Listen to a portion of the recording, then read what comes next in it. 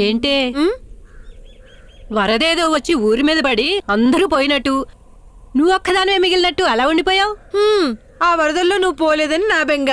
OC నీ దుంపదేగా, మధ్యలో నేనేం చేశానే? అదేం కాదులే నాన్నమ్మా, అన్నయ్యని చూసి 2 రోజులైంది. ఈ రోజైనా వస్తాడా రాడా అని.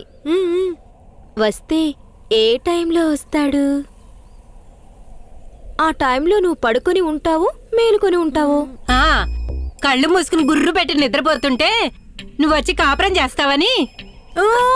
అవునే, చేస్తాను. నా మొగుడుతో నేనే సంసారం చేస్తాను. నీకేంటే ముసల్దానా?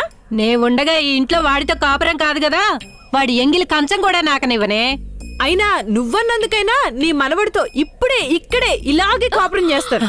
అవ్వా, ఎవరన్నా చూస్తే నీ మొహం చూస్తారే. చూస్తే చూడండి, చూసినోళ్ళకి చూసుకుండంతా. ఎందుకంటే రేపు అక్షయ తృతీయ, ప్రతి సంవత్సరం లాగే ఏదో ఒకటి కొనిస్తాడు. అలాగా? వాడొస్తాడని చెప్పావా? ఇంకా దాని నెత్తి మీద పిడుగుపడ్డా ఎవరిని పట్టించుకోదు.